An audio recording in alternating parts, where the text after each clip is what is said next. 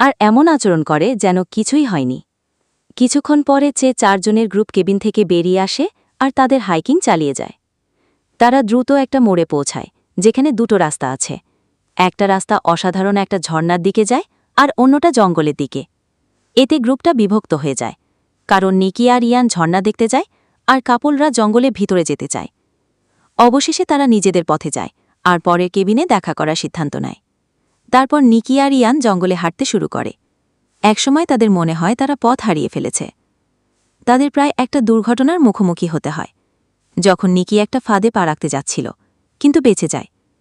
ইয়ান বলে স্থানীয় লোকেরা এই জাল ছাঙ্গল ধরার জন্য ব্যবহার করে, কিন্তু নিকি মনে করে এই জঙ্গলটা অনেক বড়। পরিস্থিতি আরও খারাপ হয় যখন ইয়ানের মনে হয় যে কেউ তাদের উপর নজর রাখছে। আর এইবার সে গাছে স্পষ্টভাবে কিছু নড়াচড়া করতে দেখতে পায়। পরে তাদের ভয়ে দ্রুতই খুশিতে ভরে যায় যখন তারা অসাধারণ ঝর্ণার কাছে পৌঁছায়। 2জন ছেলে এই সাফল্য উদযাপন করে আর তারপর তাদের যাত্রা চালিয়ে যায়। কিছু ঘণ্টা পরে সূর্য ডুবে যায় আর অন্ধকার নেমে আসে। তাদের পরে ঝুপড়ি পর্যন্ত পৌঁছানোর জন্য একটা সরু রাস্তা দিয়ে যেতে হয়, কিন্তু ইয়ান বলে তারা অন্য একটা রাস্তা নেবে। তার ভয় হয় যে কেউ তাদের জন্য অপেক্ষা করছে আর তাদের জীবনে ঝুঁকি থাকতে পারে। কিন্তু নিকি ইয়ানের কথা অগ্রাহ্য করে আর তাকে এগিয়ে যাওয়ার জন্য একটা টর্চ দেয়।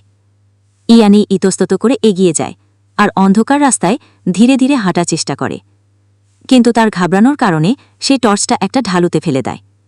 এতে নিকি রেগে যায়, কারণ সে টর্চটার জন্য $300 খরচ করেছিল। তারপর সে ইয়ানকে নির্দেশ দেয় যে সে নিচে গিয়ে টর্চটা ফেরত নিয়ে আসুক।